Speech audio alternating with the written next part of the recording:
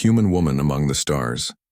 The crystalline towers of Zephyra Prime gleamed under three purple suns as Captain Rebecca Morgan stepped off her transport vessel and into a world that defied every expectation humanity had ever held about alien civilizations. The Zephyran Empire stretched across 12 star systems, and their females ruled with absolute authority, while males existed only in historical records as the extinct gender lost to a genetic plague. 3,000 years ago, Rebecca had been sent as Earth's first diplomatic envoy to negotiate mining rights for a rare element that could revolutionize human space travel. But nothing in her training prepared her for what awaited. The moment she entered the Grand Council chamber, every eye fixed upon her with an intensity that made her skin prickle. She was the first human any Zephyran had seen in person, and more importantly, the first male-presenting species they had encountered since their own males vanished from existence. Supreme Commander Lyra stood 7 feet tall with skin that shimmered like molten silver and eyes that held the depth of nebulas. Her voice carried the weight of authority that came from 3 centuries of life and absolute power. When she spoke, the entire chamber fell silent, as if reality itself paused to listen. Rebecca felt small in comparison, standing barely 5'6" with ordinary brown hair and green eyes that seemed dull next to the radiant beauty of the Zephyran females. But she held her ground, meeting Lyra's gaze without flinching, because backing down was not in her nature. The negotiations began formally with discussions of trade routes and mineral extraction percentages. Rebecca presented Earth's proposals with careful precision, knowing that one wrong word could doom humanity's chances of joining the greater galactic community.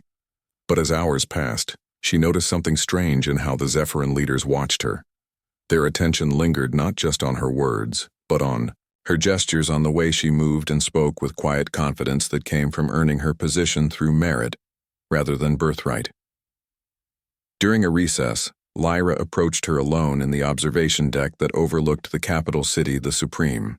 Commander's presence filled the space like a force of nature, and Rebecca found herself acutely aware of how vulnerable she was light years from home, surrounded by beings who could crush her without effort. Instead, Lyra asked a question that changed everything. She wanted to know about human males, about the dynamics between genders on Earth, and why humanity had sent a female as their representative. Rebecca explained carefully that humans did not divide power by gender, that both males and females served in all positions based on capability and choice. She talked about her own journey from a small farming community to the stars, about the challenges she faced and overcame, not because of her gender but despite the assumptions others made about it. Lyra listened with an intensity that suggested she was hearing something revolutionary. When Rebecca finished, the Supreme Commander was silent for a long moment, before admitting that Zephyran society had stagnated since losing their males. Without the balance of different perspectives, they had become rigid, locked into patterns that prevented growth and innovation. The mining negotiations suddenly seemed less important than this unexpected cultural exchange. Over the following weeks, Rebecca found herself spending more time with Lyra and other high-ranking Zephyran females. They questioned her endlessly about human society, about conflict and cooperation, about how 2 genders managed to coexist without one dominating the other. Rebecca answered honestly, including the failures and ongoing struggles, because presenting a false paradise would help no one. She talked about the wars fought over gender inequality, about the slow, painful progress toward true equity, about how humans still wrestled with biases and assumptions. But she also shared stories of partnerships where male and female worked together, complementing each other's strengths and covering weaknesses. She described her own crew back on her ship, the Endeavor, where men and women served side by side, trusting each other with their lives regardless of what chromosomes they carried. The Zephyran females absorbed these stories like desert sand soaking up rain. Rebecca began to understand that their society was not thriving as it appeared from the outside. The rigid hierarchies and absolute female authority had created a culture where questioning was discouraged and innovation had slowed to a crawl.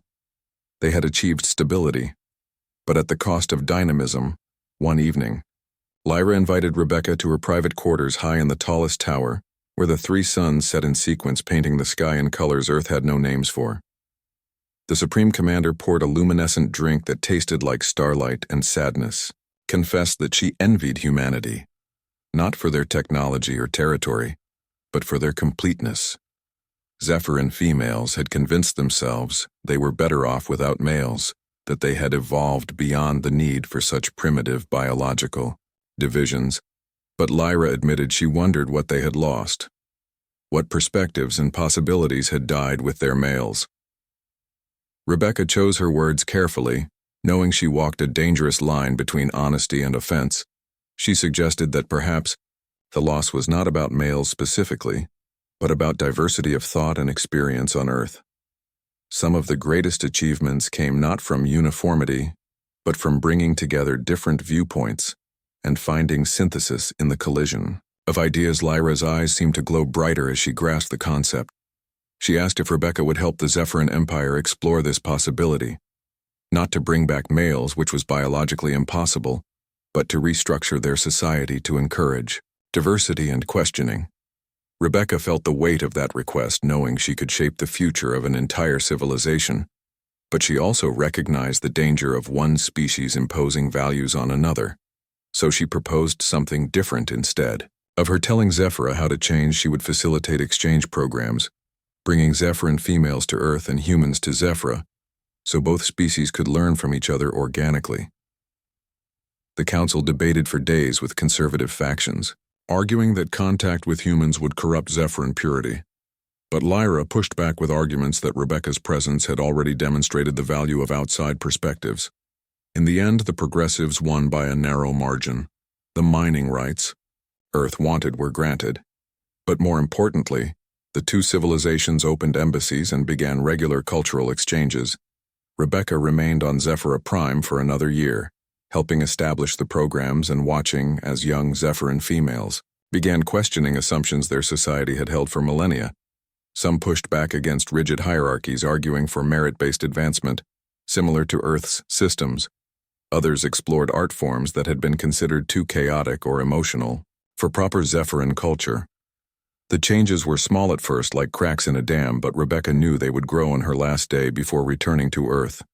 Lyra gave her a gift. It was a small crystal that contained the genetic memory of the last Zephyran male encoded at the molecular level. The Supreme Commander explained that for 3,000 years, this crystal had been locked away, considered a shameful reminder of what they had lost. But Rebecca's presence had taught her that loss was nothing to be ashamed of. It was part of the journey, and pretending it never happened only prolonged the pain.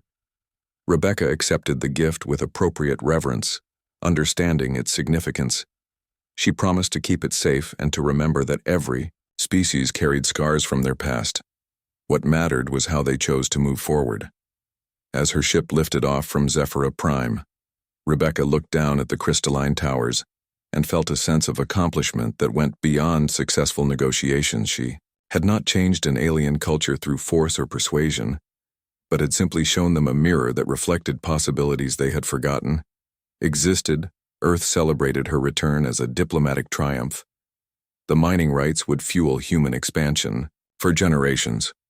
But Rebecca knew the real victory was more subtle and would take decades to fully manifest. She had planted seeds of change in Zephyran society, not by telling them what to be, but by showing them what they could become. Years later, when the first Zephyran females arrived on Earth, Rebecca was there to greet them. She saw in their eyes the same hunger for knowledge and growth that had driven her to the stars, and she knew that both species would be stronger for this connection. The universe was vast and full of wonders, but the greatest discovery was always the same. Different did not mean lesser, and the courage to question everything you thought you knew was the first step toward wisdom. Rebecca Morgan became a legend in both human and Zephyran histories, not as a conqueror or a hero in the traditional sense, but as a bridge between worlds.